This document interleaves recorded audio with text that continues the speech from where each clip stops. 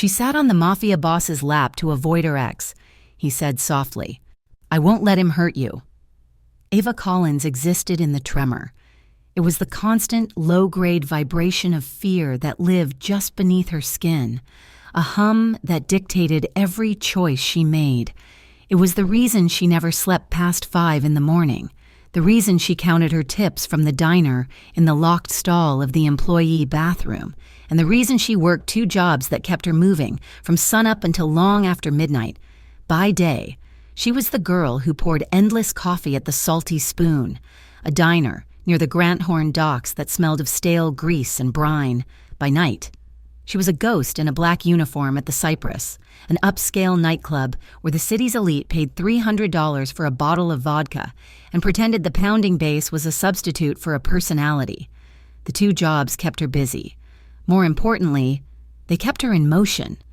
Ava Collins was not her real name, not anymore. The real Ava had died 6 months ago, the day she had finally climbed out the bathroom window of her own apartment, taking nothing but the keys to her sputtering sedan and $700 in emergency cash. The woman who remained was a collection of habits built on paranoia.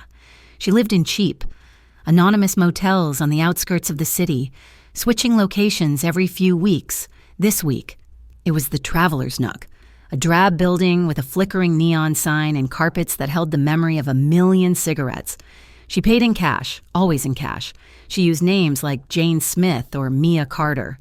She kept her hair dyed a mousy brown, a dull contrast to the bright blonde Luke had always preferred, and wore cheap sunglasses even on cloudy days. She was running from Luke Maddox. He was not just an ex-boyfriend. He was a cage. He was a decorated officer with the Granthorn Police Department, a man who knew the system inside and out. He was violent, possessive, and had a smile that could charm a courtroom while his eyes promised retribution. When she had been with him, he had isolated her, slowly, expertly, until her world had shrunk to the 4 walls of their apartment and the sound of his key in the lock. He was police. The very people who were supposed to help were his colleagues, his friends, the men he drank with every Friday. Running had been her only option, but she knew he was looking. A man like Luke did not simply let go. He did not lose. This particular night at the Cypress was suffocating. It was a Tuesday, but the club was packed, the air thick with the chemical sweetness of cheap champagne and expensive perfume. Ava balanced a tray of crystal glasses, navigating the surging crowd, her feet aching in the thin-soled shoes. She kept her head down, her focus on the task, ignoring the men who let their hands linger on her arm as she passed. She was nearing the end of her shift. Just after 1 o'clock in the morning, she was calculating her tips, thinking of the lumpy motel bed when a hand clamped down on her wrist. The grip was iron. She knew. Before she even looked up, she knew. Her blood turned to ice water. The tray tilted, but she caught it, the glasses clinking violently. She looked up, and the music, the lights, the entire club dissolved. Luke Maddox stood in front of her. He was not in uniform. He wore a tight black shirt and jeans, but he had the same aura of predatory authority. He was drunk, but not sloppy. His eyes were sharp, focused, and burning with a rage that she recognized intimately. "Ava," he said, his voice a low growl that cut through the bass. "You've been a hard girl to find." The metallic taste of panic flooded her mouth. "Let go of me, Luke. We need to talk," he snarled, tightening his grip. Her wrist bones ground together. "I have nothing to say to you." "I said," he repeated, leaning in, his breath hot with whiskey. "We're talking, now." He tugged. The tray went flying, glasses shattered on the polished floor, a spray of ice and alcohol. The sound was loud, but it was swallowed by the music. A few people looked, then looked away, unwilling to get involved. That was all the distraction Ava needed. She ripped her arm from his grasp, a sharp, violent twist that sent a new jolt of pain up to her shoulder. She didn't scream. She didn't hesitate. She ran.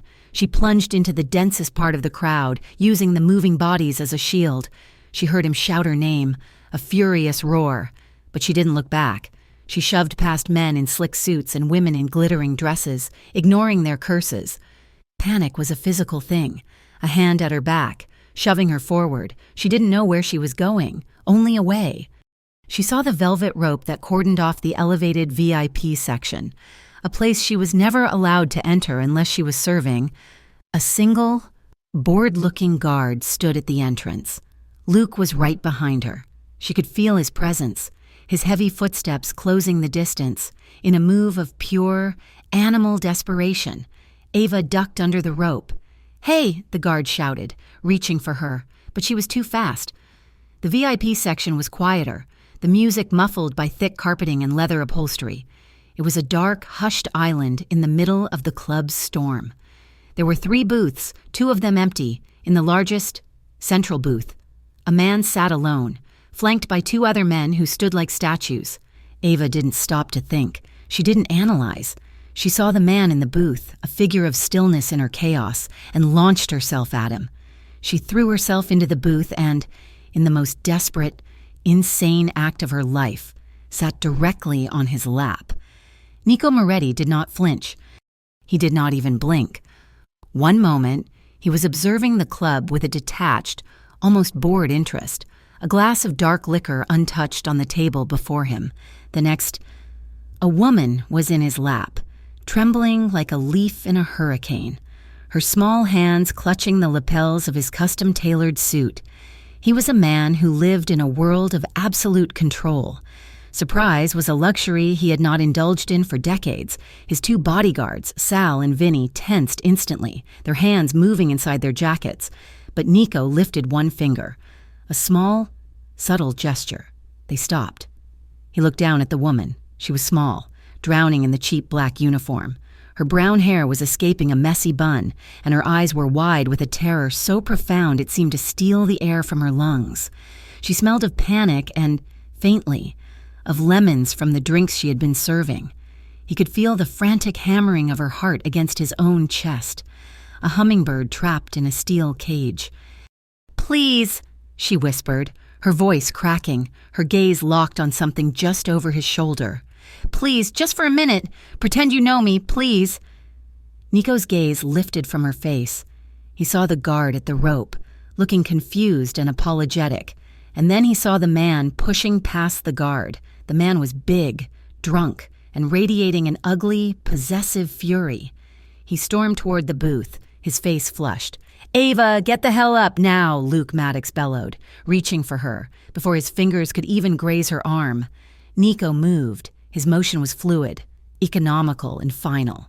His left arm wrapped around Ava's waist, pulling her tighter against his chest, pinning her to him. It was not a gesture of comfort. It was a gesture of ownership. He looked at Luke, his eyes as cold and dark as the liquor in his glass. "She's with me," Nico said. His voice was not loud, but it had a gravelly resonance that cut through the muffled music, silencing the air in the booth. "Walk away." Luke froze. His hand hovered in the air. The drunken rage in his eyes flickered, replaced by a sudden, jarring clarity. He looked at Ava, pinned to the other man's chest, and then he truly looked at the man holding her. Recognition dawned. Every cop in Granthorne, crooked or straight, knew the face of Nico Moretti. They knew the name, the reputation. They knew he was the quiet, untouchable power that owned the docks, the unions, and half the politicians in the city. He was a mafia boss, a man who solved problems with a quiet phone call or, if necessary, with brutal efficiency. Luke's bravado evaporated, leaving behind the sour smell of fear. She works here," Luke stammered, his hand slowly lowering. "She's my girlfriend. She's confused." Nico's grip on Ava tightened almost imperceptibly. He felt her involuntary shiver. "She doesn't look confused," Nico replied, his voice still flat, still deadly. "She looks like she's with me, and you look like you're leaving." It was not a request. It was a verdict. Luke looked at the 2 bodyguards who were watching him with the predatory patience of wolves. He looked at Nico, whose calm expression held more menace than any threat. Luke was a bully, but he was not stupid. He had brought a fist to a war he could not win. He took a half step back, his face twisting into a mask of humiliation and rage. He pointed a trembling finger, not at Nico, but at Ava. "You'll regret this." "Ava," he spat. "You have no idea what you just did." He turned and stalked out of the VIP section, shoving the guard out of his way. The silence that descended on the booth was absolute. The muffled bass from the club floor seemed miles away. Ava remained frozen, her hands still clutching Nico's suit. The adrenaline was draining away, leaving her shaking so violently her teeth chattered. She was acutely aware of the man beneath her. He was solid, warm, and radiated a power that was terrifying in its own right. His thigh was hard as steel under her. Nico did not push her off. He waited, letting the silence stretch. Finally, he leaned in, his voice a low rumble intended only for her, his breath warm against her ear. "He won't hurt you again." The words were spoken with such simple, profound certainty that a sob caught in her throat. It was the first time in months she had felt a single second of safety, and it was on the lap of the most dangerous man in Granthorne. She finally let go of his lapels, her hands falling into her own lap. "I'm sorry," she whispered, her voice hoarse. "I didn't know what else to do. I have to go." She tried to stand, but her legs felt like water. His arm was still loosely around her waist, a heavy, grounding weight. "Sit," he said. It was not a harsh command, but it was not negotiable. He gestured to the empty seat beside him. She scrambled off his lap, her face burning with shame, and slid onto the leather upholstery. Vinny, one of the bodyguards, placed a new glass on the table. It was the same dark amber liquid Nico had. "Drink," Nico ordered softly. I don't drink," she lied. "You do tonight." He nudged the glass toward her. "What's your name?" "Ava." She stared at the glass. "Ava Collins. Nico Moretti." He watched her, his eyes analytical. "That man, he's your ex-boyfriend." It was a statement, not a question. She nodded, her hands twisting in her lap. "He's a cop," she whispered, the admission tasting like poison. Nico's expression did not change, but a new, calculating light entered his eyes. "That," he said, "makes things complicated. Or perhaps simple. I shouldn't have involved you," she said, finally looking at him. His face was all sharp angles and shadows, with dark eyes that seemed to see right through her. "He's dangerous." Nico almost smiled. It was a cold, fleeting expression. "So am I. Ava." He paused, then gestured to the club floor.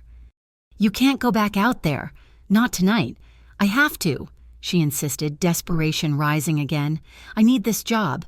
I have to get my things from the locker room." "No, you don't." He signaled Sal, the driver. "Sal will get your things. Give him the keys to your locker." "But give him the keys." Numbly, she fumbled in the pocket of her uniform apron, producing a small key on a plain ring. She handed it to the mountain of a man, who nodded once and disappeared. "I need to go home," she said, her voice small. "Home," Nico repeated, tasting the word. "Is that where he'll be waiting? The cop?" "No, I don't. I'm staying at a motel. He doesn't know where."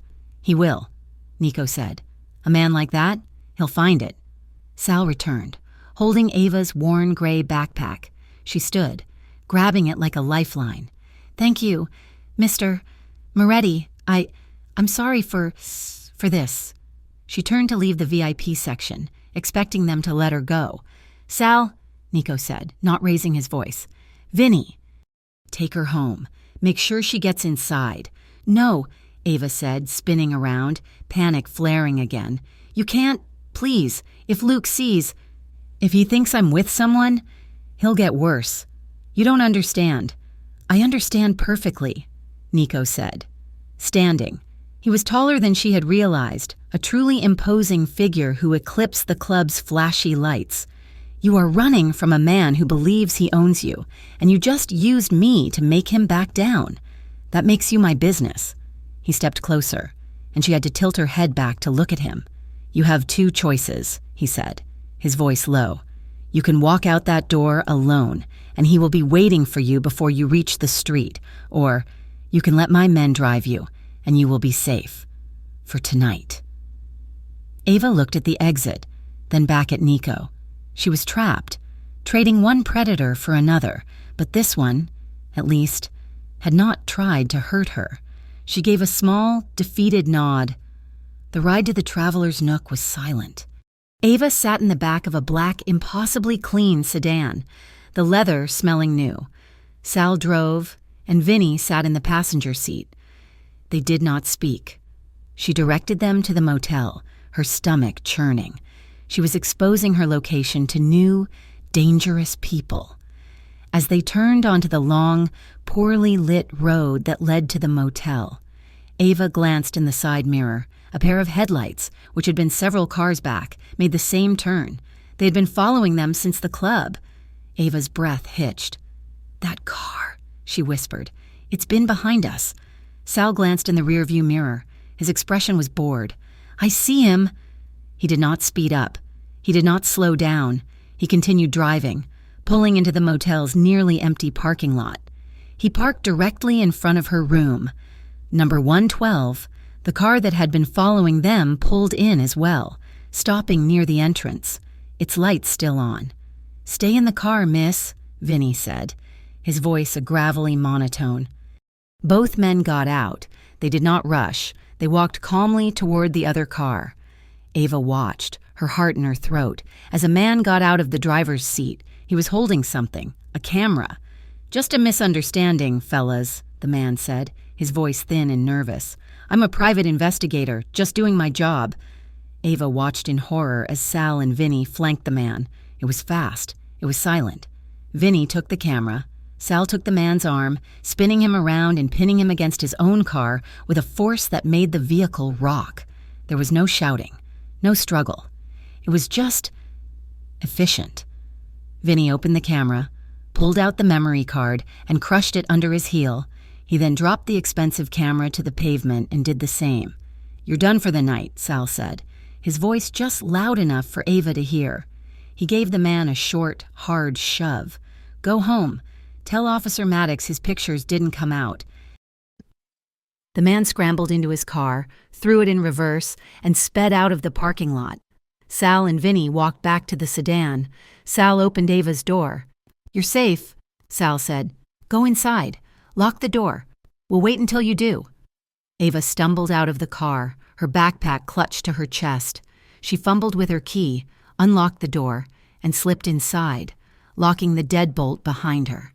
She watched through the peephole as the black sedan waited for exactly 2 minutes, then pulled silently out of the lot and disappeared.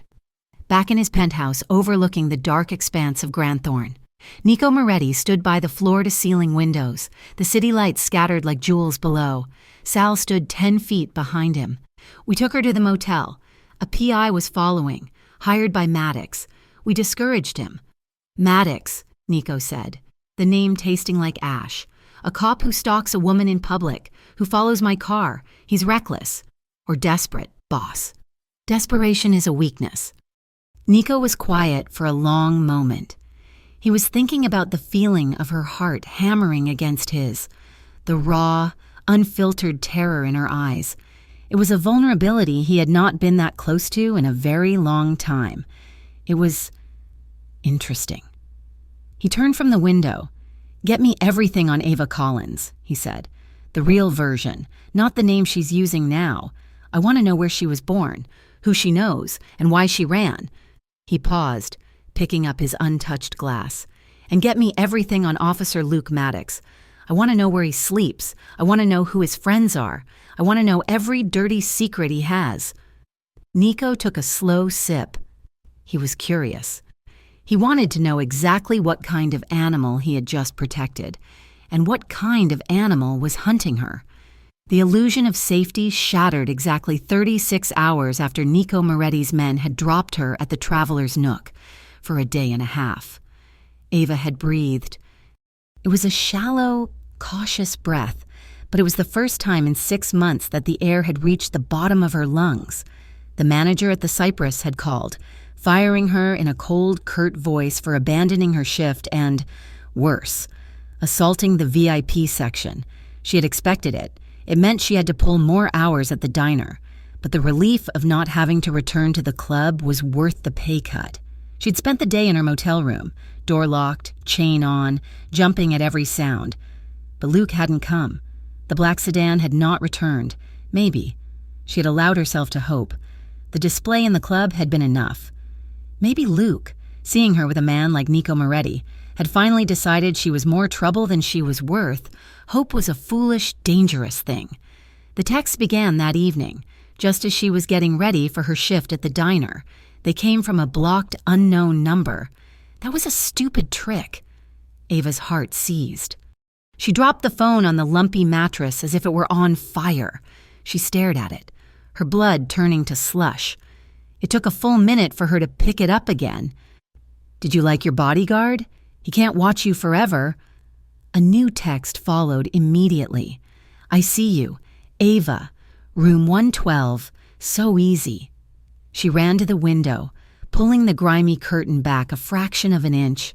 The parking lot was empty except for 2 semi-trucks and a rusty sedan. He was out there, watching. He'd been here the whole time. The safety she had felt was a lie. She didn't go to work. She couldn't. She called in sick, her voice a reedy whisper. She spent the night on the floor, wedged between the bed and the wall, a steak knife from the kitchenette clutched in her hand. She did not sleep. The next day, she forced herself to move. She had to eat. She had to get supplies. She waited until the brightest part of the afternoon, just after 3 o'clock, when the world felt too exposed for shadows. She practically ran to the convenience store at the end of the block, her head on a swivel, her keys clutched between her fingers like a weapon.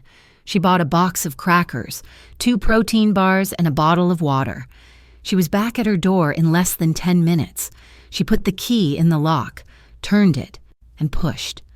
The door swung open. The deadbolt had not been set. The chain was not on. She froze. She had locked it. She knew she had it. She had checked the lock 3 times before she left. "Luke?" she whispered, her voice trembling. Silence. The room was dark, the curtains drawn. It smelled the same, stale smoke and bleach. She took 1 step inside, then another. The steak knife held out in front of her. "I know you're in here." The bathroom door was open, empty. The closet, empty. Under the bed, empty. He wasn't there. But he had been. She knew it. Instinctively, before she even saw the proof. On the small particle board desk, a single photograph lay face down. It was her driver's license photo from 3 years ago, the one from before she met him. He had kept it. He had carried it. And he had come into her room and left it for her to find. He could get to her. Anytime. Anywhere. He was reminding her that no lock could keep him out. She backed out of the room, her backpack still on, and ran. She didn't know where she was going. She just ran, ending up in a small concrete park 3 blocks away, collapsing onto a cold bench, gasping for air. She was completely and utterly out of options, as if summoned by her despair. The burner phone Nico had given her vibrated in her pocket. It wasn't a text. It was a call. She answered, her hand shaking. "Ava." It was Sal, the driver. His voice was as flat as the pavement. "Mr. Moretti wants to see you. Now." This time, she was taken to the source. The Cypress was just a flashy front. Nico's real power resided in a sleek, anonymous glass tower downtown that bore no name, only a street number. Sal led her through a private garage, into a dedicated elevator that required a key card, and up to the penthouse floor. The doors opened onto a sprawling lounge that was the opposite of the motel. It was all dark wood, cool leather, and vast windows offering a godlike view of Granthorne. It was silent, the air still and clean. Nico Moretti stood by the window, not looking at the view, but at a painting on the wall. He wore a dark gray suit that probably cost more than her car. He didn't turn when she entered. Sal melted away, the elevator doors closing with a soft sigh. "He found you," Nico said. It wasn't a question. Ava's throat was tight. He was in my room." Nico turned, his dark eyes instantly finding hers. He held none of the fury she had expected, none of the "I told you so." He just looked at her with that unnerving, analytical calm. "The motel was compromised the second my men left," he said. He was smart enough to wait. "Now, tell me what you're really hiding, Ava. Not just the story about a crazy ex. I looked into you. The real you. You vanished 6 months ago. Your parents filed a missing persons report, which was closed 2 days later by your ex-boyfriend, Officer Maddox. Tell me why."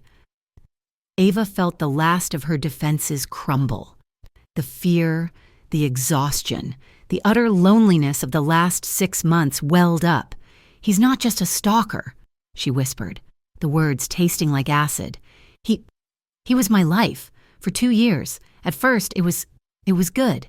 He was charming, protective, but it changed, slowly. He didn't like my friends. He said they were a bad influence, so I stopped seeing them. He didn't like my job, so I quit. He convinced me to move in, and then it was all the time." She was pacing now, her hands twisting.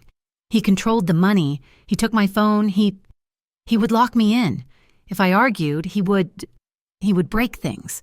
A plate, a chair, my arm."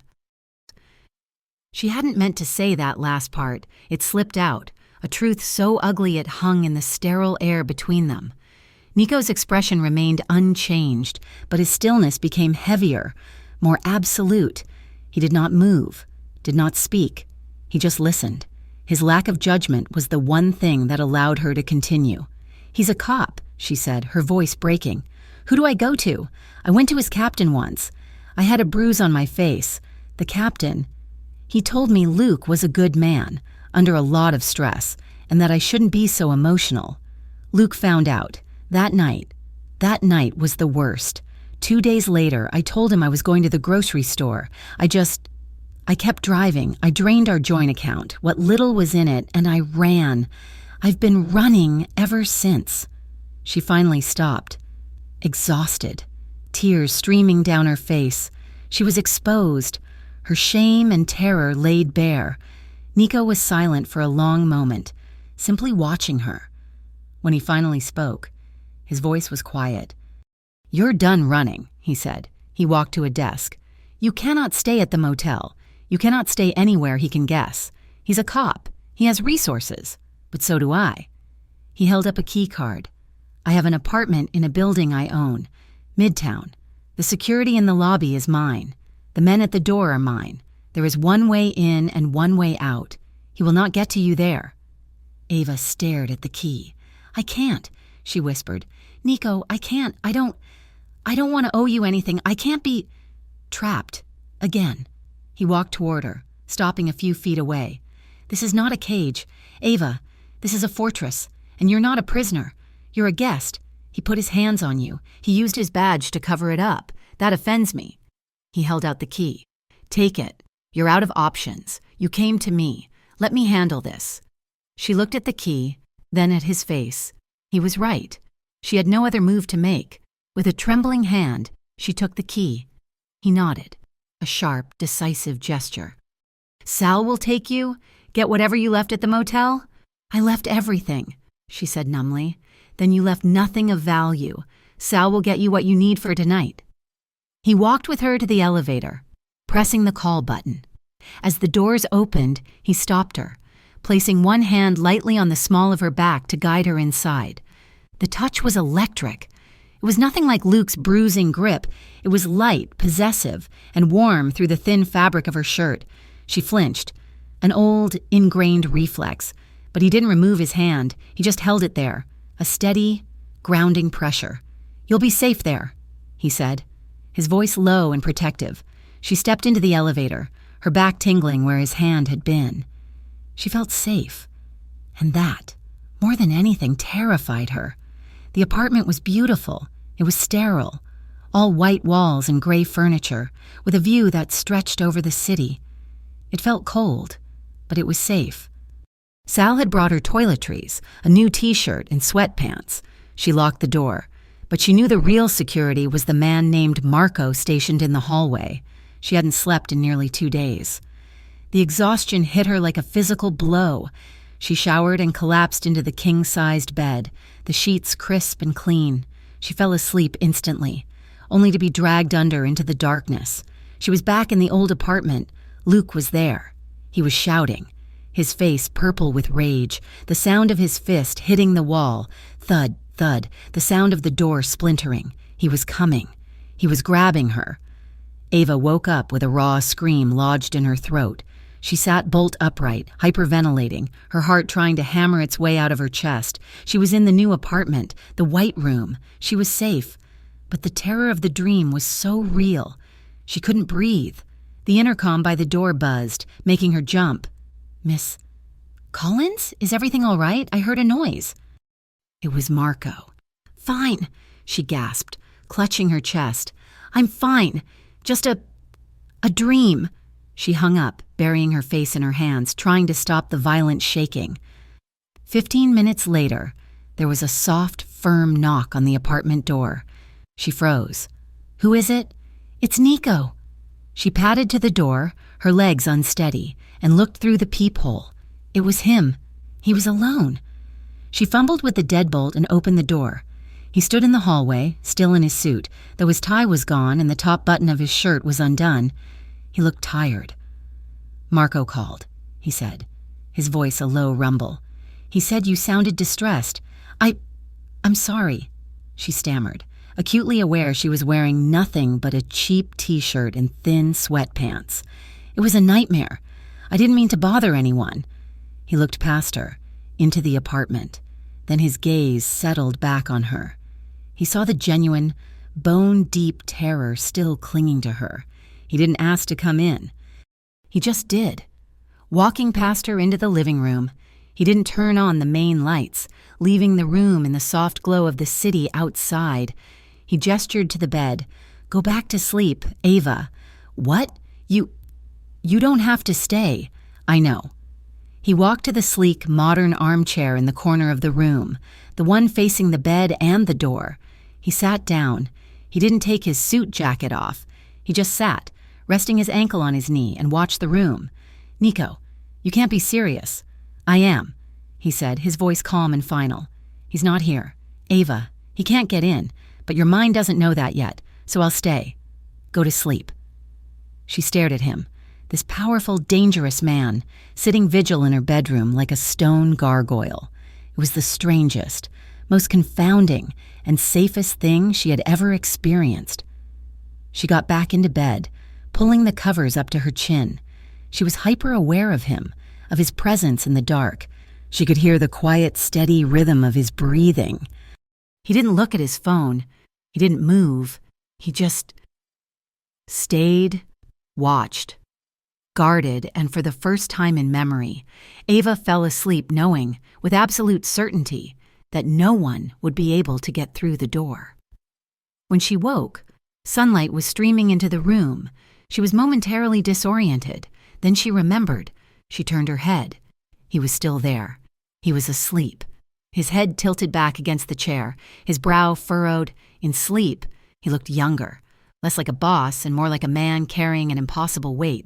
His jacket was finally off, draped over the arm of the chair, and his sleeves were rolled up, revealing strong forearms. She sat up, and his eyes snapped open. They were instantly alert, sharp, and focused on her. The vulnerability was gone. "Good morning," he said, his voice rough with sleep. "You stayed," she whispered. She felt a strange, warm bloom in her chest.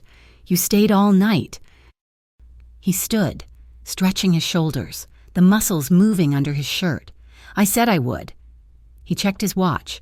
"I have to go. Marco is outside. Do not leave the apartment." He grabbed his jacket, but Ava spoke, her voice soft. "Thank you, Nico." He paused at the door, looking back at her. She was small in the large bed, her hair a mess, her eyes soft and vulnerable. It was a look that twisted something deep inside him. He just nodded, then left. Their connection grew in small, quiet moments after that. He would appear in the mornings with coffee, sitting with her for 20 minutes while they talked. They didn't talk about Luke. They talked about the city. She asked him about the painting in his lounge. He told her about the artist. She told him about growing up in Ohio, about her dream of being a baker. He listened. He had a dry, unexpected sense of humor that made her laugh, a real, rusty laugh that surprised them both. The fragile peace lasted for a week. Then, a package arrived. Marco brought it up, explaining it had been screened and x-rayed. It was a simple manila envelope with her name, her real name, written on the front. Nico was there. He'd been in the middle of telling her about a new chef he was poaching for one of his restaurants when Marco had knocked. Nico took the envelope. He tore it open. It wasn't a bomb, it was pictures. Ava's blood ran cold. There were photos of her getting into Nico's car outside the club, her standing on the balcony of this very apartment, drinking coffee. That had been 2 days ago. He was still watching. He knew exactly where she was. At the bottom of the stack was a single, folded note. "You think he'll keep you?" Ava stumbled back, a hand flying to her mouth. "Oh God, he knows I'm here." Nico's face had gone from calmly conversational to utterly cold. It was a chilling transformation. He was not the man who stayed in the chair. This was Nico Moretti. He pulled out his phone, dialed, and barked a single word. "Sal!" He turned away from her, his voice too low to hear, but the tone was sharp, lethal. He was giving orders. Ava could see the fury radiating from him. It was a silent, controlled inferno. When he hung up, he was quiet. "Nico?" she asked, her voice trembling. What are you going to do?" He looked at her, and the coldness in his eyes softened, just a fraction. He was making a choice. She could see him deciding not to unleash the violence she knew he was capable of. He was deliberately choosing not to be Luke. "My men have been tailing him," Nico said, his voice tight. "It's complicated. He's not alone. He has protection from a ring of other cops. They're watching him as much as he's watching you, but I'm handling it." That night, he took her to his penthouse for dinner. He didn't want her alone in the apartment, and he didn't want to be in the chair again. He needed to be in his own space. He had food brought in from the finest Italian restaurant in the city. They ate in near silence, the tension from the package humming between them. Finally, Ava put her fork down. She walked to the great window, looking down at the city lights. "I haven't felt human in so long," she said, and her voice thick. "I've just been a target, something to be hunted, for 6 months. All I thought about was surviving the next day, the next hour." She turned to face him. He was watching her, his expression unreadable. "And then I met you," she continued, tears welling in her eyes. "And you sat in a chair, Nico, all night, just to let me sleep. And today, when I saw those pictures, I was terrified. But then you showed up." She took a shaky breath, stepping closer to him. "I'm still scared, but I'm not alone anymore. You made me feel safe again, even when I know I'm not. I don't know how to thank you for that." She was standing right in front of him now. He rose slowly from his chair. The air between them was electric, thick with unspoken words and the raw, heavy pull of their strange connection. He lifted a hand, his movements slow, deliberate. He touched her face, his thumb brushing away a tear that had escaped. His hands were calloused, warm. "You don't have to thank me," he said, his voice a low gravel. She leaned into his touch, her eyes fluttering shut.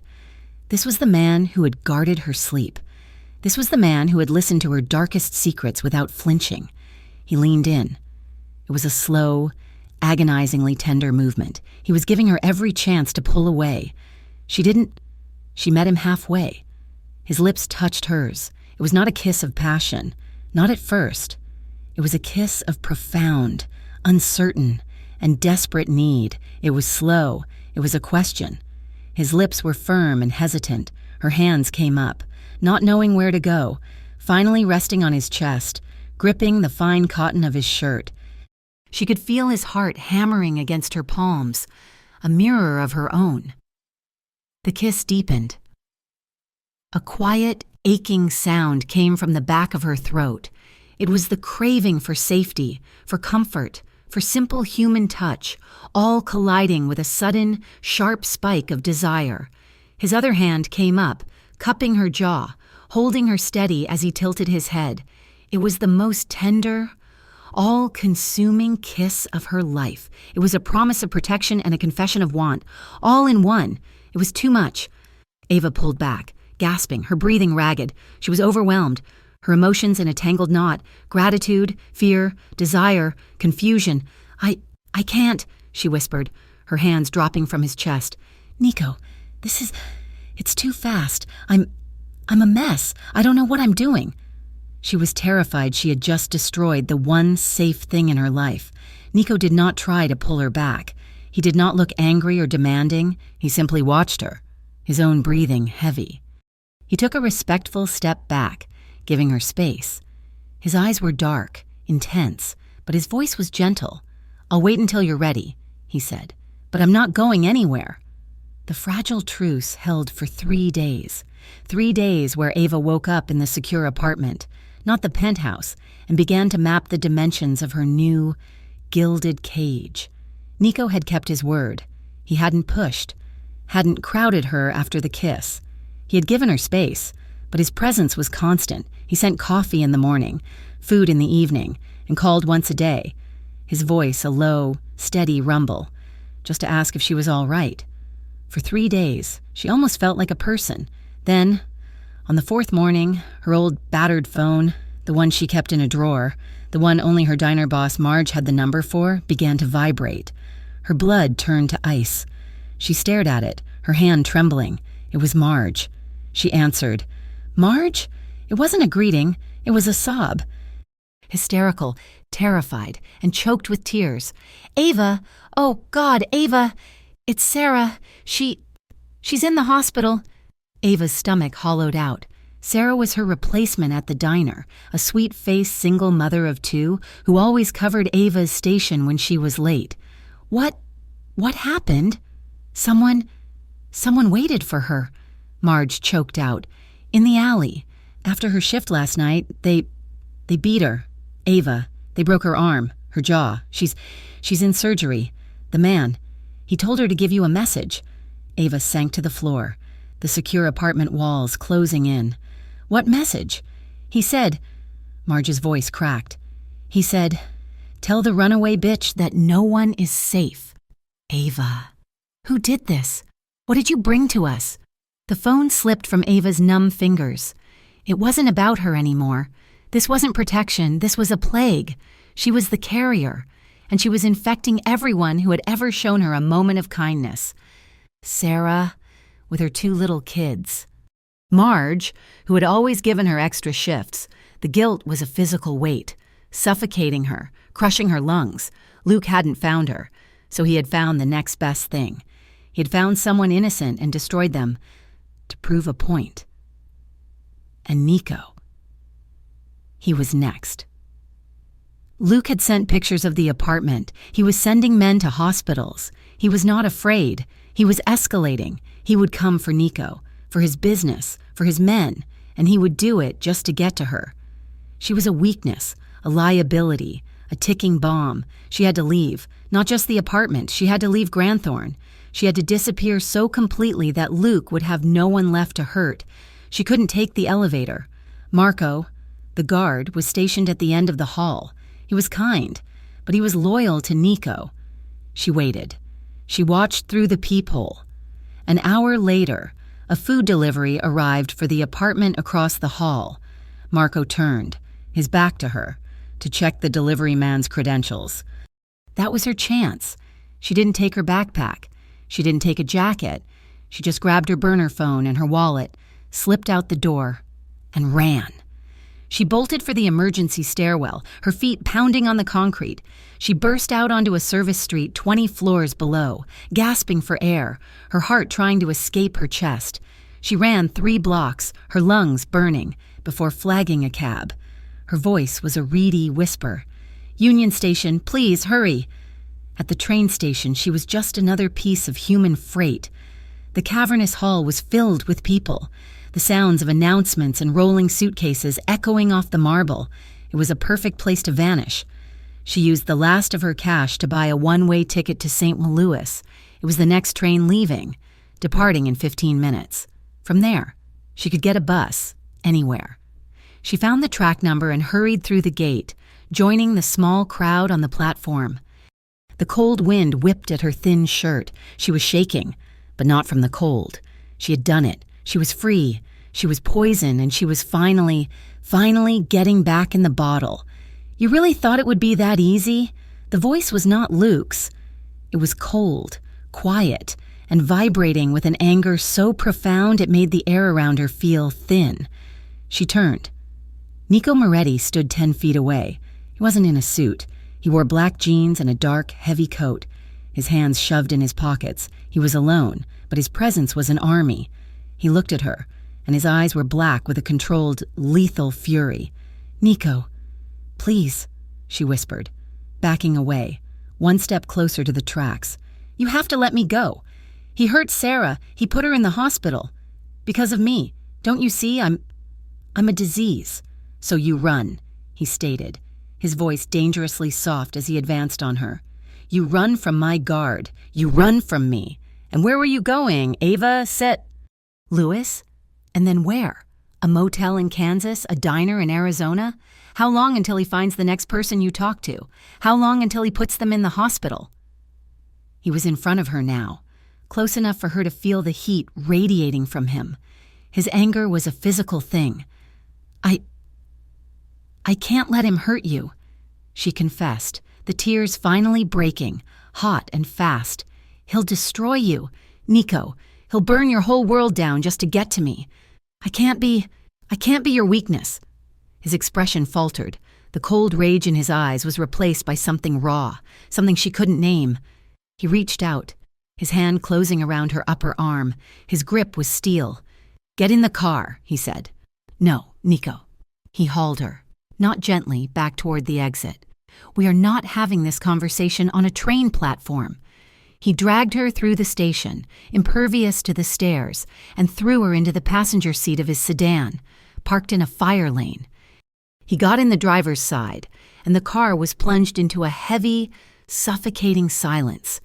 He didn't start the engine. He just sat, his hands gripping the steering wheel so tightly his knuckles were white. "He hurt my friend," she whispered into the silence. "I got her hurt." "Yes," he said, his voice a low growl. "He did, and he will pay for it. But you ran." "I was trying to protect you," she cried. He slammed his hand on the dashboard, a single, violent motion that made her jump. "Protect me?" He turned on her, his face a mask of disbelief and a pain so deep it shocked her. "I have armies, Ava. I have politicians in my pocket and judges on my payroll. I own this city. You think I need you to protect me from a rogue cop?" He leaned in, his face inches from hers. "You," he said, "are the first thing I haven't been able to control, and you ran." He softened, the anger deflating, leaving only the raw, exposed nerve. He lifted a hand, slowly, and brushed his thumb along her jawline, his gaze searching hers. "You're not my weakness, Ava," he said, his voice barely a whisper, rough with an emotion she had never heard from him. "You're the only thing that's made me feel alive in 10 years. The confession shattered her. It was the last thing she expected, a truth so stunning it stole her breath. He started the car. The ride back was silent, but the air had changed. It was no longer the silence of anger. It was the heavy, charged silence of two people who had just seen each other's deepest wounds. He didn't take her to the secure apartment. He took her to his penthouse. He led her inside, the massive living room dark, illuminated only by the billion lights of the city below. He didn't turn on the lamps. He walked to the bar, poured 2 glasses of whiskey, and handed one to her. His hand was shaking, just slightly. She took the glass. "He will pay for Sarah," Nico said, his back to her as he stared out the window. "I'm going to handle it. But you are staying here, with me, where I can see you." Ava set the drink down, untouched. She walked toward him, her footsteps silent on the thick rug. He was vulnerable. The man who had sat in her chair, the man who had admitted she made him feel alive. He was terrified, not of Luke, but of losing her. She was tired, so tired of running, tired of being afraid. She stood behind him and did the one thing she hadn't let herself do. She touched him. She placed her hands on his back, feeling the tense muscles under his coat. He stiffened. Then, slowly, he relaxed into her touch. "I'm done running," she whispered. He turned, his eyes dark and searching. "Ava." She silenced him. She rose on her toes and kissed him. It was not the hesitant, uncertain kiss from before. This was a choice. It was a surrender. It was a desperate, mutual acknowledgement that they were both past the point of no return. He kissed her back, a groan of pure, unadulterated need vibrating from his chest. His hands found her waist, pulling her flush against him. It was a collision. He was hard muscle and warm skin, and he smelled like whiskey and power. His mouth was demanding, hungry. But beneath the hunger, there was a question. She answered, her hands moving from his chest up to his neck, her fingers tangling in his hair, pulling him closer. It was a slow burn. It was the deliberate, desperate act of two people starving for connection. He lifted her, his arms like steel bands, and she wrapped her legs around his waist, never breaking the kiss. He carried her from the living room, his mouth moving from hers to her jaw, to the sensitive pulse point on her neck. She trembled, not with fear, but with a raw, aching need that eclipsed everything else. He carried her into his bedroom, a vast, dark space with the same floor-to-ceiling windows. He laid her on the bed, the covers cool against her back, and pulled away, just for a second, to look at her. His eyes were full of a reverence that made her heart ache. He was not Luke. He would never be Luke. "Are you sure?" he asked, his voice rough. She nodded, her throat too tight to speak. She reached for him. "I've never been more sure of anything." He moved with a slow, deliberate tenderness.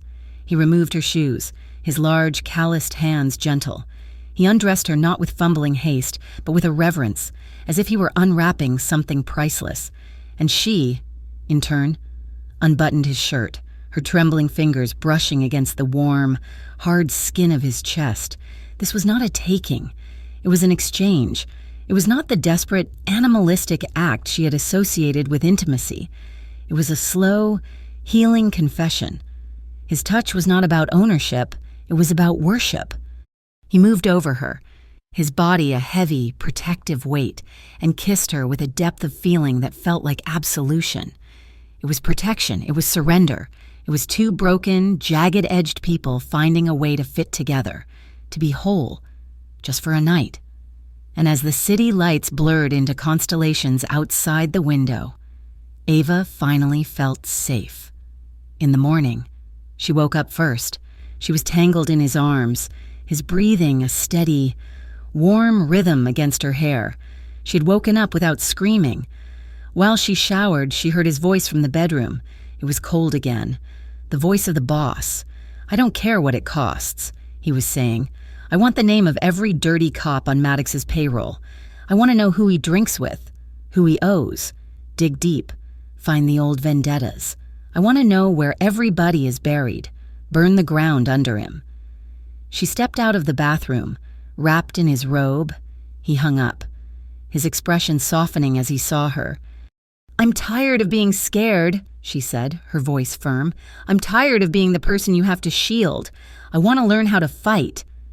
Nico studied her, a flicker of pride in his eyes. He nodded. "Good. I know just the person." That afternoon, he introduced her to Eliza. She was Nico's head of security, a tall, wiry woman with intelligent eyes and a visible scar that ran along her jaw. She looked at Ava not with pity, but with calculation. They started in the penthouse gym. Ava was clumsy, weak, frustrated. Every move was hesitant. "You're afraid to hit," Eliza said flatly, holding up the pads. "You're afraid of your own power. He trained you to be small. You need to unlearn it. Again." Ava struck the pad. "Again, harder. He's in front of you. He's got his hands on Sarah. He's at the diner. Hit it!" Ava roared, a sound of pure rage, and slammed her fist into the pad with a force that shocked them both. Eliza smiled, a small, grim expression. "There you are. Let's get to work." For a week, Ava's life fell into a new, strange rhythm. Mornings, she trained with Eliza until her muscles screamed. Afternoons, she read, she talked with Nico. Nights, she fell into his bed, finding a solace she had never known. The peace was broken by fire. They were in the kitchen. Ava attempting to cook. Nico watching her with an amused, proprietary air. It was the most normal, domestic moment of her life. Nico's private phone buzzed. He checked the text, and his entire body went rigid.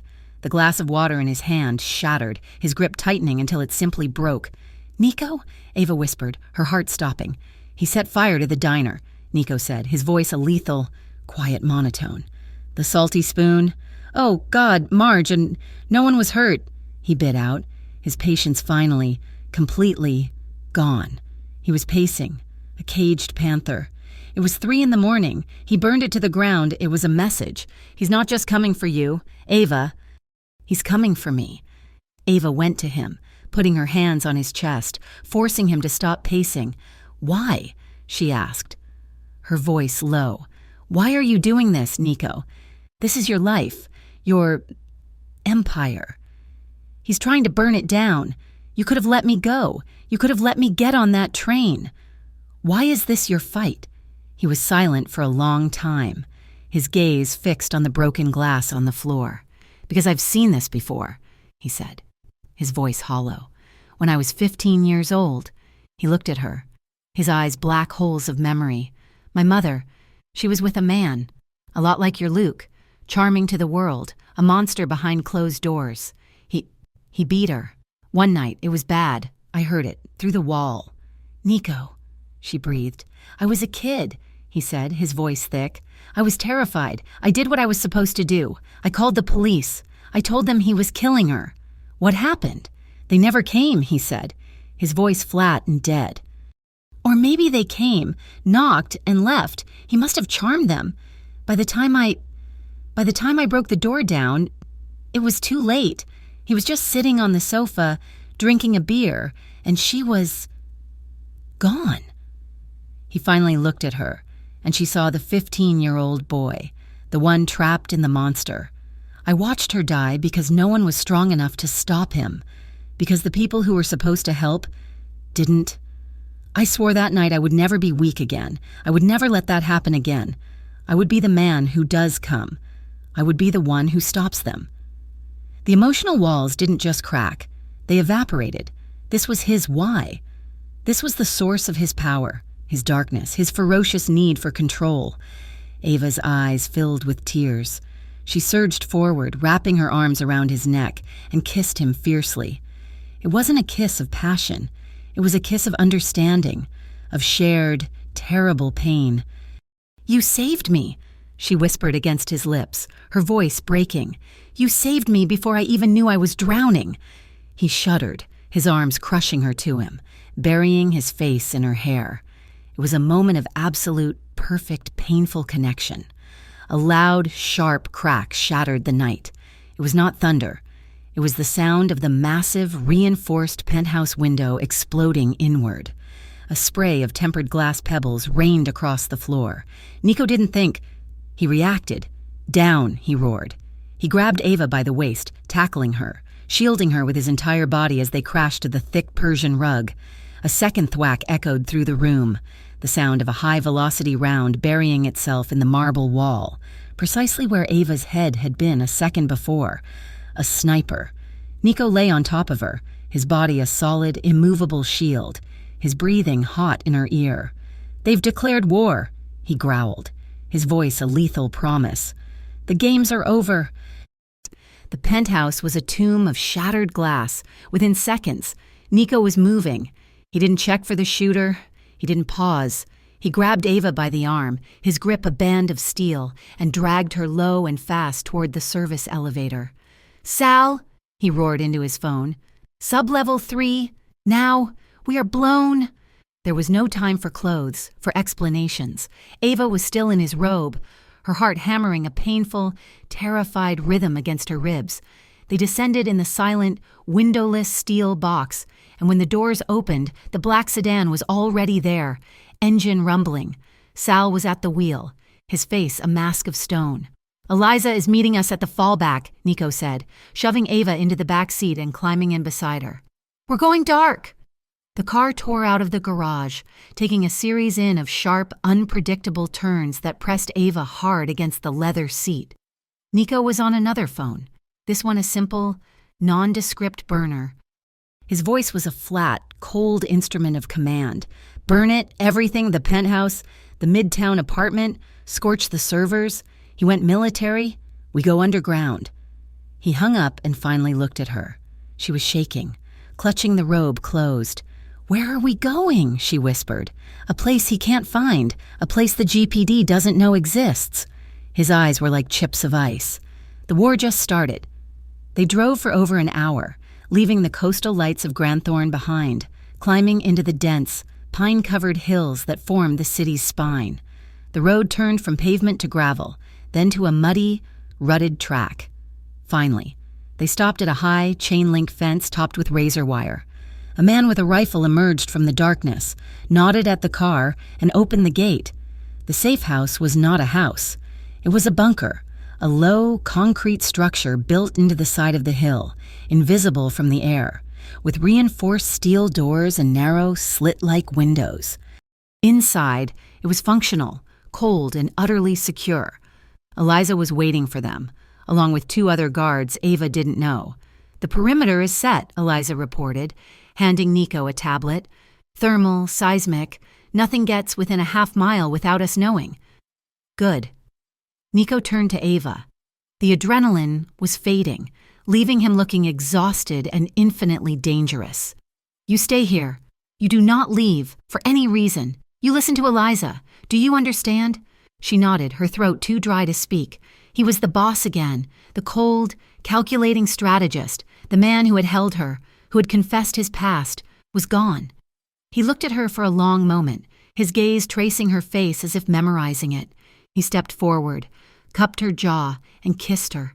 It was not a kiss of tenderness. It was a brand, hard, fast, and possessive, a promise. "I will end this," he said.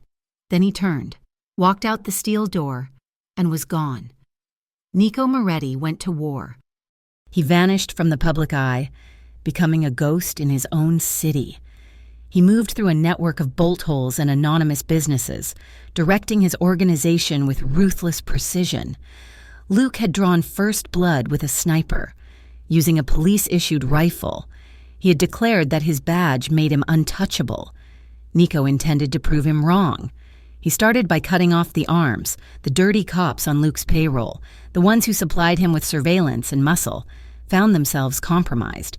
One was arrested by Internal Affairs on an anonymous tip about a massive drug payoff, complete with bank account numbers Nico had acquired. Another was found in a compromising position with a rival boss's wife, a situation Nico had carefully arranged.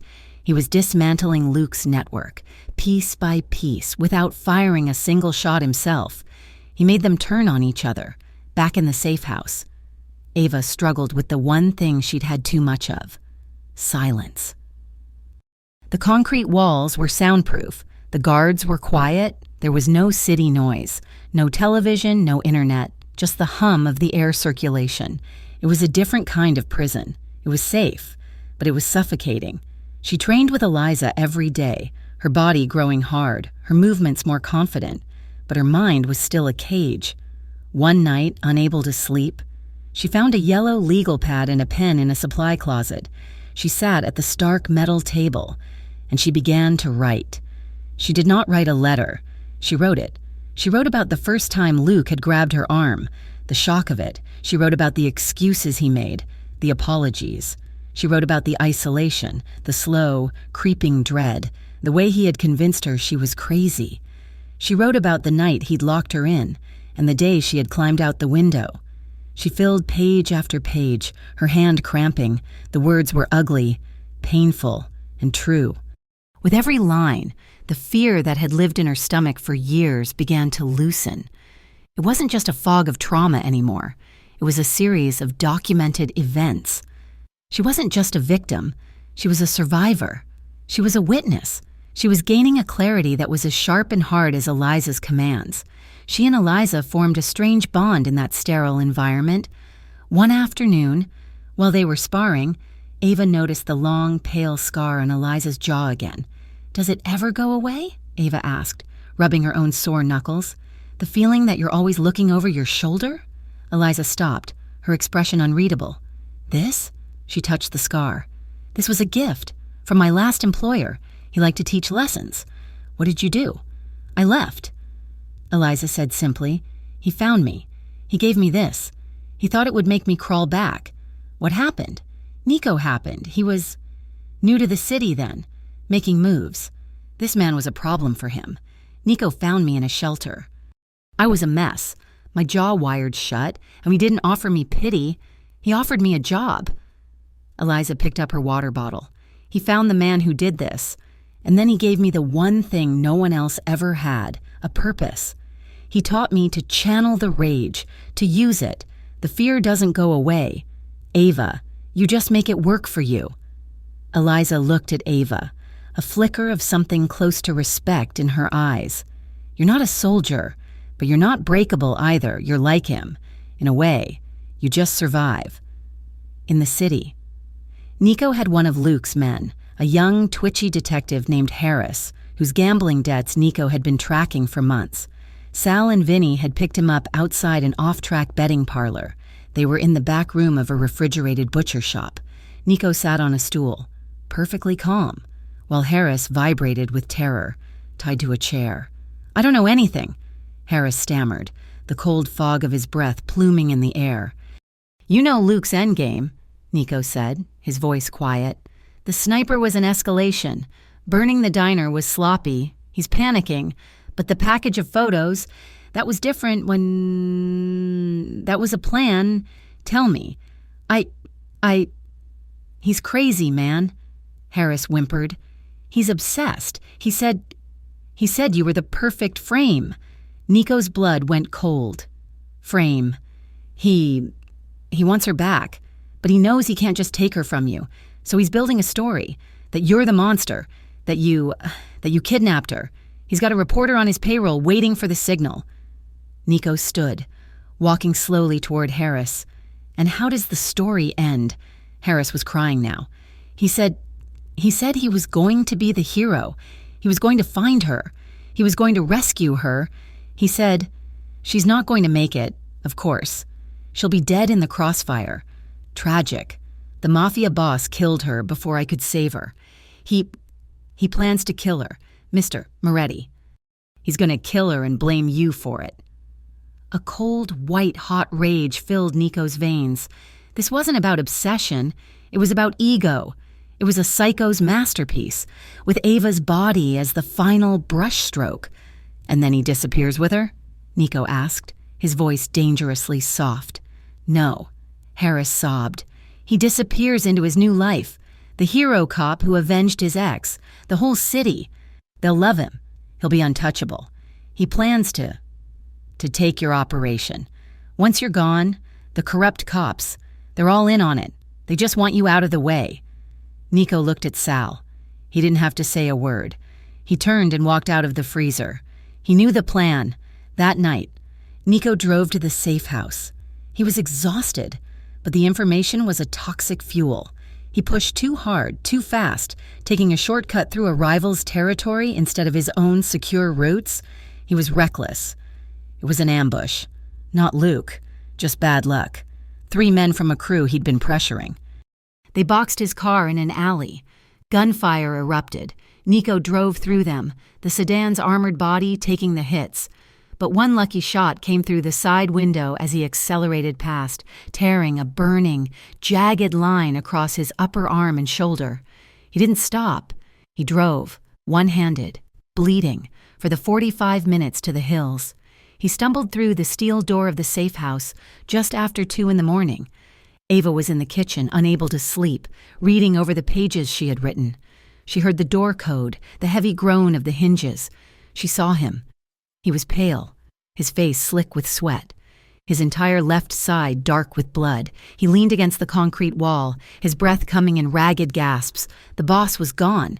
This was just a man, bleeding out on her floor. Nico! She didn't scream. Her voice was sharp, steady. The training with Eliza, the clarity from her writing, it all coalesced. She was not the girl who hid in motels. "Eliza!" she shouted. "Get the medical kit, now! And get hot water! Lots of it!" She rushed to Nico, easing him down into a chair. "Where?" "Arm.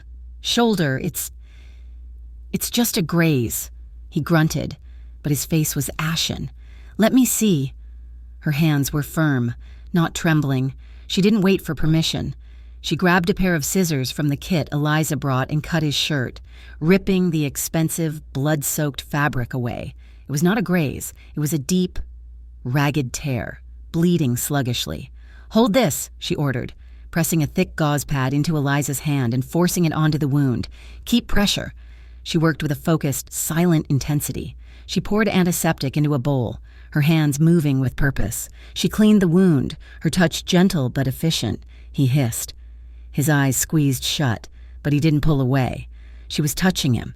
Not the monster, not the boss, just Nico. His skin was hot, feverish. She was aware of the hard muscle under her hands, the clean, masculine scent of him beneath the metallic tang of blood.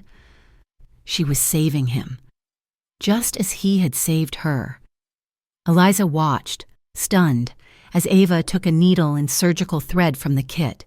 "I used to work in a vet clinic," Ava whispered, not looking up. "I'm not great with stitches, but I'm better than you." She stitched the wound, her movements small and precise. He didn't flinch. He just watched her, his dark eyes intense, tracking the way her brow furrowed in concentration. When she was done, she taped a thick bandage over the stitches, her hands lingering on his warm, uninjured skin for just a moment. "Done," she said, her voice soft. Eliza nodded, impressed. "I'll clean this up, and I'll be outside." She left them alone in the sterile kitchen.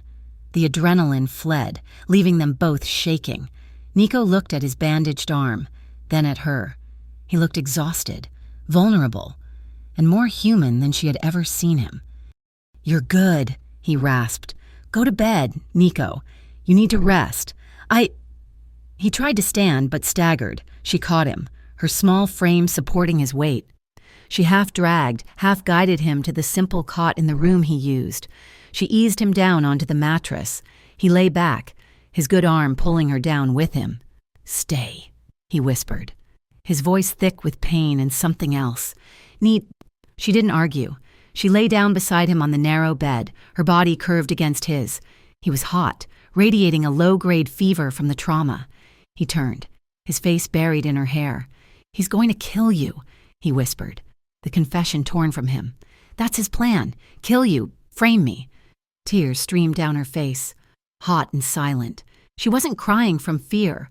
She was crying for him, for the 15-year-old boy who couldn't save his mother, and for the man who was now willing to burn the world down to save her. She kissed him, her lips tasting the salt of her own tears. It was a slow, wet, emotionally fraught kiss. It wasn't about passion. It was about survival. It was skin to skin, a desperate, silent confession. His good hand came up, tracing her face, his thumb wiping her tears as she wiped his. They didn't speak. Their bodies confessed everything. The fear, the exhaustion, the desperate, bone-deep need to be anchored to another soul. He held her, his wounded body shielding hers, and she held him back, a silent promise that he was not alone in the dark. The morning brought the next wave of the war. The television in the kitchen was on. Tuned to the Granthorne local news, Eliza was making coffee, her face grim. "You need to see this," she said. Ava and Nico walked in. He was pale, his arm in a sling, but his eyes were hard. On the screen, a well-known, trusted news anchor was speaking with a grave expression. "Shocking developments in the disappearance of local woman Ava Collins," the anchorwoman said. "Police sources now fear she was kidnapped by organized crime figure Nico Moretti." They flashed Nico's mugshot from a decade ago. Then they flashed Ava's driver's license photo, the one Luke had left in her motel room. "While police have been trying to locate Miss Collins," the anchor continued, "a series of raids are being conducted on properties known to be associated with Moretti. The GPD is asking for any information on his whereabouts, cautioning that he is to be considered armed and extremely dangerous." "He did it," Ava whispered, her blood running cold. "He's painting you as the monster." Nico's phone buzzed. It was Sal. "Boss, they're hitting the docks, the lounge, everything. They have warrants, the real ones, not just the corrupt crew. The DA signed off. This news story gave them cover. They're seizing our assets. We're being cut to pieces." Nico stood in the center of the concrete room, a king with no kingdom. He was wounded, he was a fugitive. The public, the police, the entire city had just turned against him. He was boxed in. He looked at Ava. His face was a mask of granite. "It's over," he said, his voice flat. "He's winning. He used your story. And he's winning." He walked over to her, his gaze intense. "But I'm not. I have one move left. There's a landing strip 30 miles from here, a plane. It can have you in South America in 10 hours. New name, new life, everything you need. Luke will never find you. I can get you out." He was offering her the escape she had dreamed of for months. Safety, anonymity, freedom. Ava looked at him, at the man who had sat in her chair, who had revealed his childhood trauma, who had bled in her arms. She thought of the words she had written, the pages and pages of her own story. She thought of Eliza's scar. She was no longer the woman who ran. She stood tall, walking until she was toe to toe with him. She put her hand gently on his bandaged shoulder.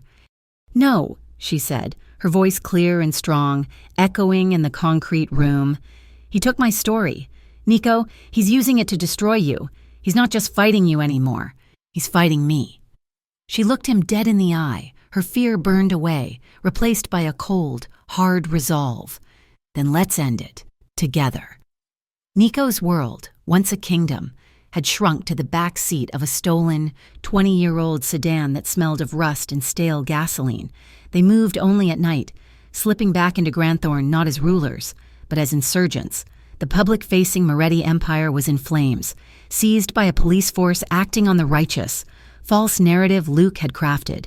But Nico had roots.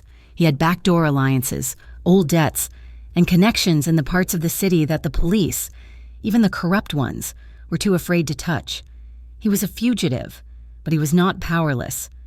They holed up in a forgotten apartment above a defunct bakery in the old Italian district, a place his father had used in the 1970s. It was small, damp, and had a single, grime-covered window that looked onto an air shaft. Sal, moving like a shadow, brought them burner phones, weapons, and files. "The intel is flowing," Sal reported, his voice a low rumble in the dark room. "Luke's crew is getting sloppy. They think they've won. They're celebrating." Nico, his wounded arm in a fresh sling, his face tight with pain, scanned the files. "He's not just using his own men. He's pulling in favors. Who's feeding him locations?" Sal tapped a name on a surveillance sheet. "This is his primary tracker, an old friend of yours, Ava. Used to work at the diner with you. Her name is Jenna." Ava, who had been cleaning the pistols with the mechanical focus Eliza had taught her, went still. "Jenna? No, that's not possible. She was my best friend." "She has a brother with a heavy gambling debt," Nico said, his voice void of sympathy as he read the file. "Luke's people made it go away. In exchange, she's been reporting on you for months. She's the one who told him about the Traveler's Nook. She's the one who identified Sarah." The betrayal was a physical blow, sharper and colder than any bullet. It wasn't the abstract evil of Luke. This was intimate. This was the woman who had cried with her after her last big fight with Luke, the one who had encouraged her to run. "I want to see her," Ava said, her voice a flat, dead thing. "Ava." "No," Nico started. "You need to know what she knows, what he's planning now." Ava insisted, her eyes flashing with a cold fury he'd never seen. "She'll talk to me. She'll be guilty. She won't be expecting me." Nico studied her, seeing the survivor who had stitched him up, the woman who had chosen to return. He nodded once. "Sal will take you. You have 10 minutes. Jenna lived in a small, garden-level apartment in a newer part of town. Ava knocked, her heart a cold stone in her chest. When the door opened, Jenna's face, once so familiar and warm, collapsed in on itself with guilt and terror. "Ava! Oh my God!" she stammered, trying to block the doorway. You can't be here. They said what? Jenna?" Ava asked, pushing past her into the neat, beige living room. Sal remained at the door, a silent, unmovable mountain. "That I was kidnapped? Or that I was dead? Ava, I didn't have a choice." Jenna burst into tears, the pathetic, predictable sobs of a traitor. My brother. They were going to hurt him. Luke, he's a cop. He said he was just worried about you. He said you'd fallen in with a bad crowd. He just wanted to find you, to help you. To help me? Ava's voice was low, shaking with a rage that eclipsed her fear. He put Sarah in the hospital. He broke her jaw. Was that helping? Jenna, was that you just being worried? I didn't know he would do that, I swear. You told him where I worked. You told him about Sarah. You told him where I lived. Ava advanced on her, and for the first time, Jenna looked truly afraid of her. I slept on your couch for a week when I first left him. I told you everything. I trusted you, and you sold me out. You sold me, and Sarah, and Marge, and everyone, for your brother's bad bets. The betrayal cut deep, carving out the last soft, naive piece of her. What is he planning now? Ava demanded. I don't know, Jenna sobbed, sinking to the floor. I swear, I don't. He's obsessed. He's not just a cop anymore. He's something else. He's meeting his team tonight at the old police warehouse on Pier 13. That's all I know. Ava stared at her, the woman she had once called sister, now just a weak, hollow thing. She felt nothing, no pity, no anger, just emptiness. You're right, Jenna, Ava said, her voice dead. You didn't have a choice, and now, neither do I. She turned and walked out, leaving Jenna weeping on the floor. Sal closed the door behind them. When they got back to the bakery, the air in the room was thick with a new, specific dread. A laptop, one Ava didn't recognize, sat open on the table. He sent this, Nico said. His face was white. He pressed play. The video was shaky, lit by a single bare bulb. Eliza was tied to a steel chair. Her face was bruised, her lips split. She was glaring at the camera with pure, undiluted hatred. Luke's voice came from behind the camera, calm and cheerful. Hello, Ava. Your friend here was very, very hard to catch. Smart, but not smart enough. She misses you. He stepped into the frame, caressing Eliza's bruised face.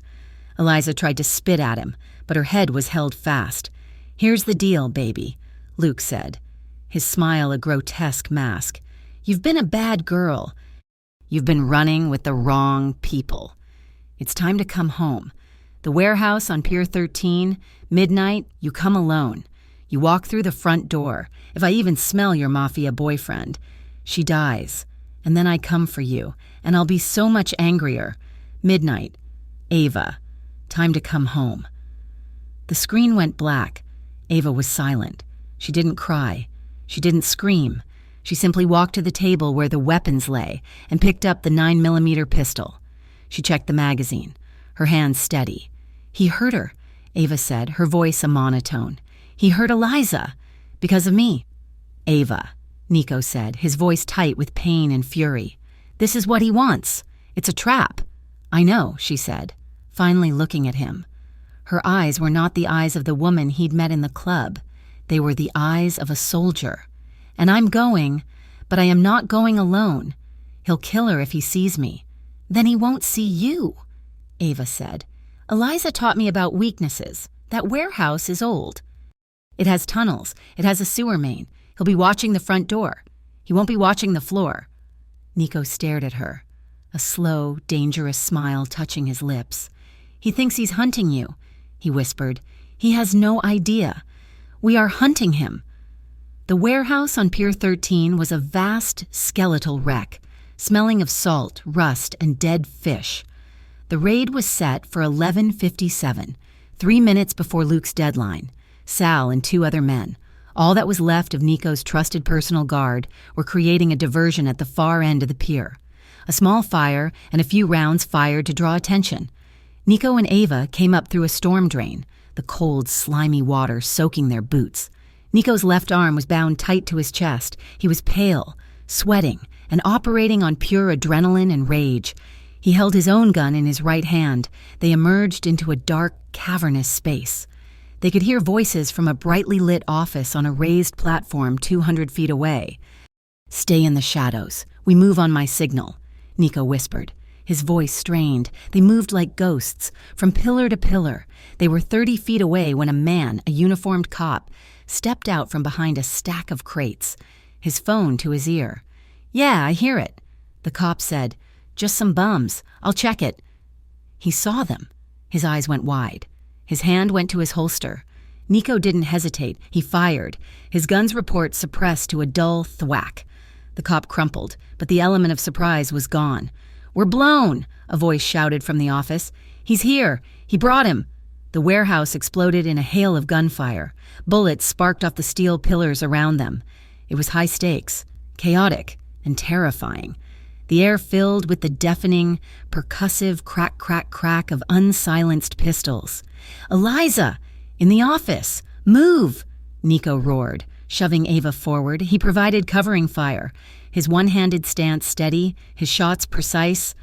He took down another man who leaned out from the stairwell. They reached the base of the stairs. Nico kicked open the door. Luke was there, holding Eliza as a human shield, a gun to her head. 2 other cops were in the room. "You—" Luke snarled, his face a mask of disbelief. "You brought him, you stupid— Now! Ava!" Nico shouted. Ava, acting on instinct and Eliza's training, didn't go for the gun. She grabbed a heavy fire extinguisher from the wall and sprayed the room, blinding Luke and his men in a thick chemical cloud. "Eliza, down!" Nico yelled.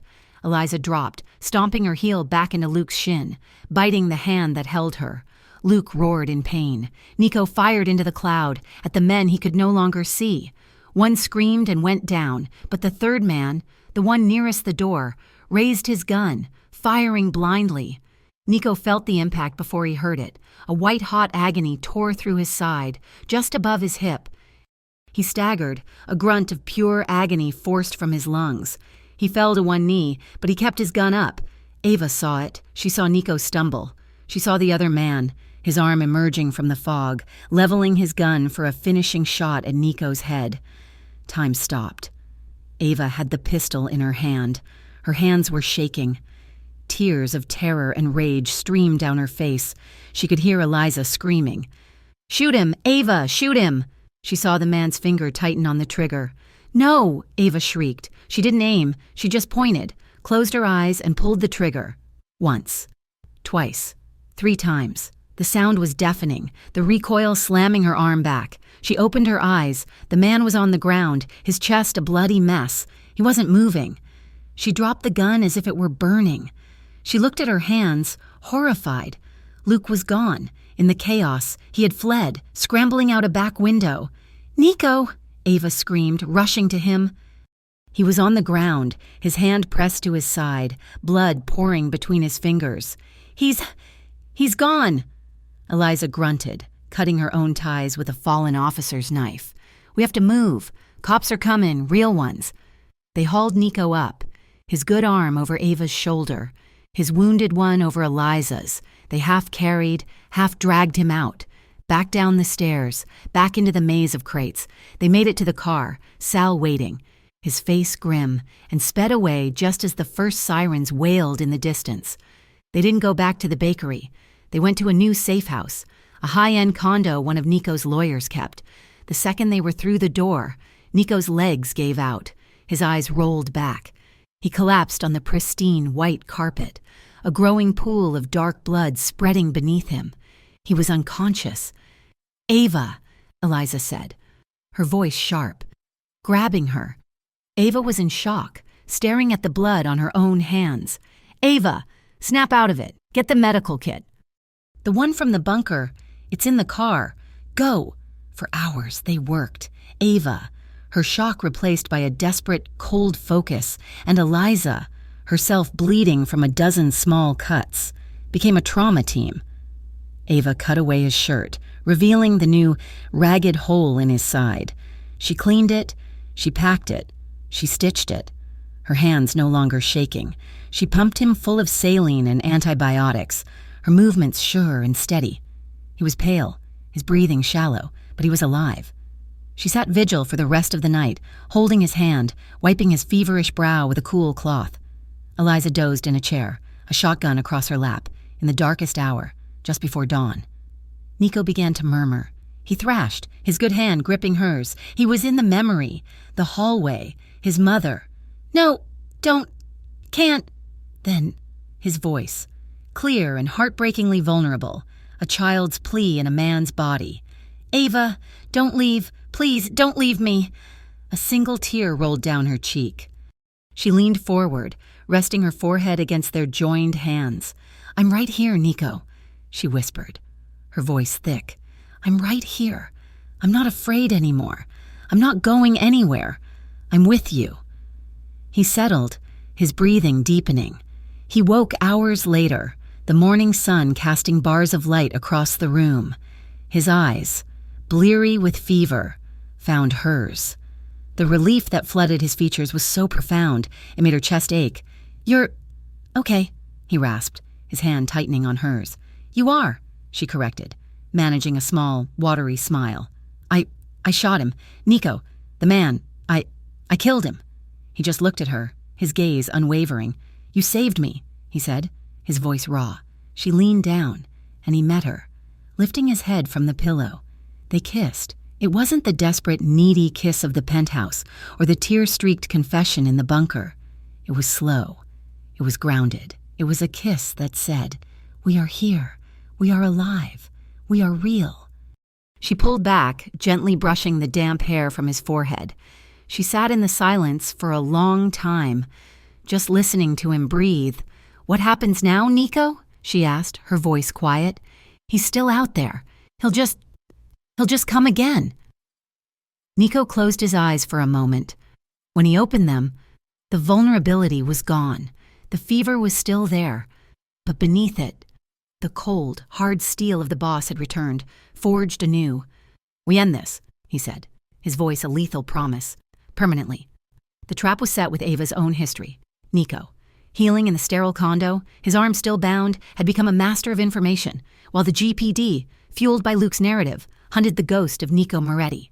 Nico, the man, was dismantling Luke's foundation from a single laptop.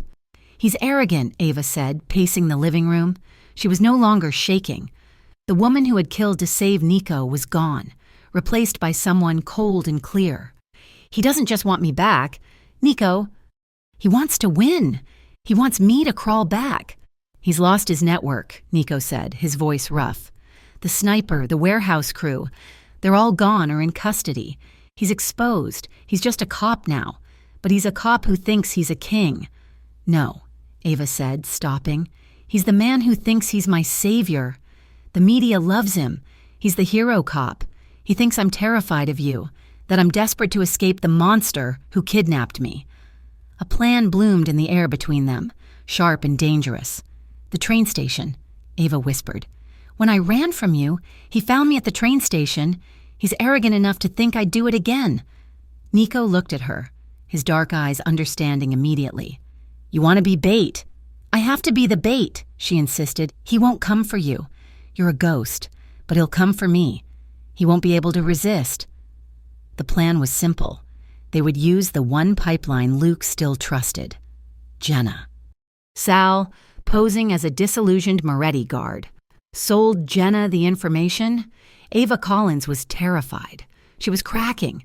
She blamed Nico for the warehouse shootout, for Eliza's kidnapping. She was running. For real this time. She had stolen cash from Nico's safe. She was boarding the 10 o'clock train to Chicago. Jenna, desperate to prove her loyalty to Luke, passed the intel immediately. Nico's operation was small but precise. Eliza, her face healing, her eyes hard, prepped Ava. She fitted her with a small, high-fidelity wire, the receiver linked to a secure server. A tiny button camera was sewn into her jacket. "This isn't just streaming to us," Eliza explained, her voice crisp. "The moment you activate it, this feed goes live to 3 separate, very trusted independent journalists that Mr. Moretti has relationships with. They've been waiting for the proof to counter the GPD's narrative." "He won't just confess," Ava said, her hands steady. "He will," Nico said, walking into the room. He handed her a small panic button for her pocket. "He's an egomaniac. He thinks he's already won. He'll gloat. Just let him talk." He looked at her, his face taut with a fear that had nothing to do with cops or guns. You don't have to do this, Ava. Yes, I do, she said. She put her hand on his cheek, his skin warm and real. He took my story. He's not getting my ending. Union Station was a cavern of echoes and cold marble, exactly as she remembered. It was 9:45 at night. She carried a single backpack. She bought her ticket. She walked onto the platform for track 3. She stood under the dim yellow lights, the cold wind whipping her hair. She was a perfect image of the terrified, fleeing woman. But beneath the jacket, her heart was a steady, cold drum. The tremor was gone. She heard the footsteps behind her, heavy and confident, the footsteps that had haunted her sleep for a year. Going somewhere, baby? She turned. Luke Maddox stood there, smiling. He looked impeccable, the city's hero, wearing a smart leather jacket, his badge clipped to his belt. He was alone, his confidence a suffocating aura. "Luke," she breathed, letting the panic rise in her voice. It was an act, but the fear was still a familiar muscle. "What? What are you doing here?" "Rescuing you, of course," he said, stepping closer, his eyes drinking her in. "You look like hell. He really did a number on you, didn't he? You have to let me go," she whispered, backing up a step. His men are everywhere." Luke laughed, a short, ugly sound. His men are in jail, Ava, or in the morgue. He's finished. I told you I'd protect you. You just wouldn't listen." He was so close now she could smell his cologne, the same scent that used to cling to her pillows. You were right," she stammered, feeding him the line. I should have never left. Those men. The fire at the diner. Sarah, it was all him. Of course it was him, Luke said, his voice dropping, his smile widening. He was enjoying this. That's the story, and everyone believes it, the whole city. They see him for the animal he is. But it wasn't him, Ava whispered, looking up at him, her eyes wide. It was you. You did it. Luke's smile didn't waver. He reached out, touching her hair. I did what I had to do. You needed to be saved. Sarah was collateral damage.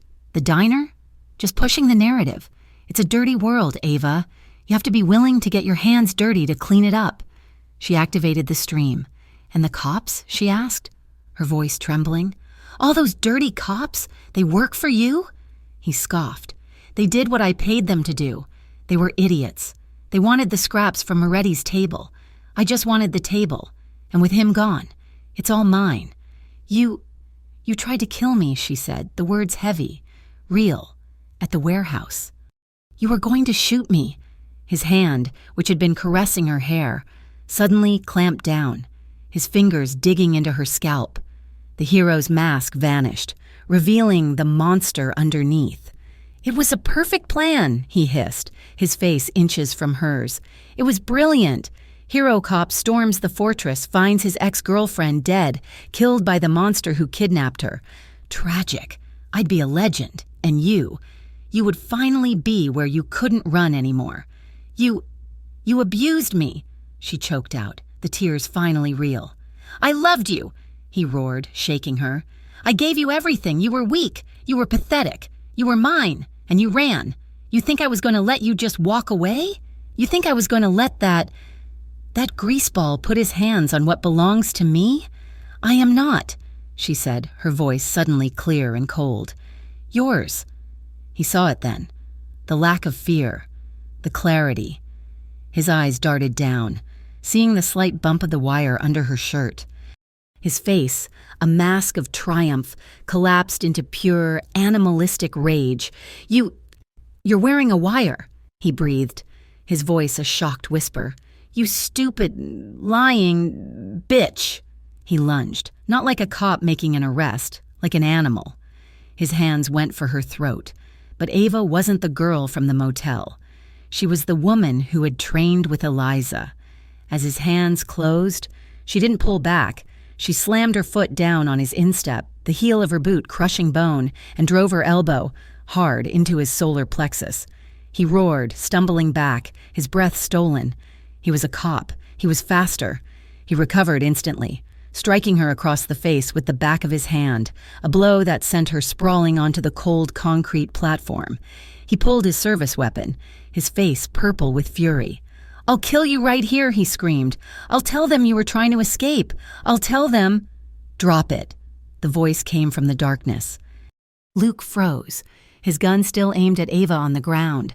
Nico Moretti stepped out from behind a steel support pillar. He was alone. His left arm was in a sling, his face pale and drawn, but the gun in his right hand was perfectly, lethally steady. It was aimed at Luke's heart. You're supposed to be running," Luke stammered, his mind unable to process. "You're finished." "You talk too much," Nico said, his voice a flat, cold monotone. He advanced, slowly, his steps silent. In that second, the platform doors at both ends burst open. Eliza, Sal, and 2 of Nico's men appeared, weapons raised, flanking Luke. 2 other men who had been sitting on a bench stood, revealing they were Luke's backup. Eliza and Sal had them covered before they could even draw. It was over in a second. Luke was trapped, his eyes darting, realizing the scale of his miscalculation. Nico never looked away from him. He kept walking, his gaze locked on Luke, until the muzzle of his gun pressed hard against Luke's chest, right over his badge. Nico's face was a mask of cold, ancient rage. This was not a cop. This was not a rival. This was the man from his childhood. This was the man who had beaten his mother. This was the man who had put his hands on Ava. "You will never," Nico growled, his voice a low vibration of promise, "touch anyone again." His finger tightened on the trigger. He was ready to end it, to fulfill the promise he had made to that 15-year-old boy in the hallway. "Nico, no!" Ava's voice cut through his rage. He froze. He looked at her. She was on her feet, her lips split, a bruise already forming on her cheek, but she was standing tall. She was not the victim on the ground. "Don't!" she pleaded, her voice strong. "Don't become him. Not for me. Not for your mother. He's not worth your soul." She took a step closer, her eyes locked on his. "This time," she said, her voice clear and loud in the suddenly silent station, "this time let justice be seen. Let everyone see him for what he is." The sound of distant, approaching sirens. Real sirens. Nico stared at Luke, his arm trembling with the need for vengeance. He saw the pathetic, terrified man. His power gone. His world evaporated. He looked back at Ava, who was watching him, not with fear, but with love. He made his choice. He pulled back, his gun still raised, and then, in a single vicious motion, he drove the butt of the pistol across Luke's face. Luke crumpled to the ground in a heap. The platform doors burst open again, this time with uniformed GPD officers, real ones, led by a stern-faced captain who was not on Luke's payroll. Nico let his gun fall to his side. "He's all yours, Captain, and I believe your city-wide alert just received a full, unedited confession, streamed live." The officers, their faces a mask of shock and disgust as they listened to the comms in their ears, hauled the bleeding, screaming Luke Maddox to his feet, cuffing him. They rounded up his 2 backup cops. The sting was clean. Nico walked to Ava, his eyes only on her. He touched her bruised face, his thumb gentle. "You're bleeding. So are you," she whispered, leaning into his touch. "But we're alive." The aftermath was a cleansing fire. The trial was the talk of the state. Ava Collins, the kidnapped waitress, took the stand, but the woman who sat there was not a victim. She was a survivor. She was composed, articulate, and immovable. With the full, high-definition recording of his confession played for the jury, Luke's defense was non-existent. He was found guilty. Abuse, conspiracy, extortion, accessory to assault, accessory to arson, the list was long. He went away for a very long time. The internal affairs investigation, fueled by Nico's files and Ava's testimony, cleaned out nearly a dozen corrupt cops, including Luke's captain. And Nico Moretti? The charges against him vanished. The media, having been fed the false narrative, flipped. He was the dark hero, the vigilante who had done what the police could not. Clean his own city, his enemies, the ones who had been circling, waiting for him to fall, fell silent. They retreated. You do not attack a man who can take down a police precinct while being hunted by them. His power in Granthorne was no longer just feared, it was absolute. Months later, the city was breathing again. The Cypress Club, damaged in the police raids, had been rebuilt, renovated, and reopened. It was louder and brighter than before. In the elevated VIP section, in the same central booth, Nico sat, a glass of dark liquor in his hand. The music pulsed. Ava walked toward him. She was not wearing a black uniform. She wore a simple, elegant red dress, her hair long and healthy. She smiled as she approached the booth. She slid onto the leather upholstery next to him.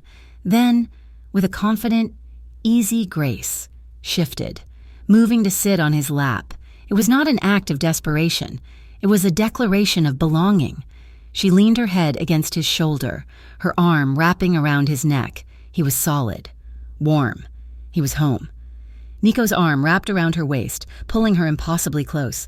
He leaned in, his lips brushing her ear as he whispered, his voice a low, sacred promise. This time, I keep you safe, always. Their new home was not the penthouse, with its cold glass and painful memories. It was a house, tucked away in the old hills, with warm wood, thick carpets, and fireplaces. There were no guards in the hallways. There were no cameras in the corners. There was no need. On a quiet night, with the rain tapping against the windows, Ava sat curled on a deep sofa, reading a book. Nico sat in the armchair across from her, not working, not on the phone, just watching her. She looked up, catching his gaze. She smiled, a soft, easy, peaceful smile. The tremor, the constant vibration of fear that had defined her for so long was gone. It had been replaced by the steady, quiet beat of his heart. He held out his hand. She put her book down and went to him, settling into his lap, her head resting on his chest. He held her, his chin resting on her hair. They were no longer running. They were no longer hiding. They were just two survivors. Finally, irrevocably in love. Thank you so much for listening to our story. She sat on the mafia boss's lap to avoid her ex. He said softly, I won't let him hurt you. We'd love to know where you're listening from. Please drop a comment and let us know what city or country you're tuning in from. If you enjoyed this, please be sure to subscribe to Mafia Romance Stories for more tales of danger and devotion. And don't forget to share your thoughts on Ava and Nico's journey in the comments below. In English, we read every single one.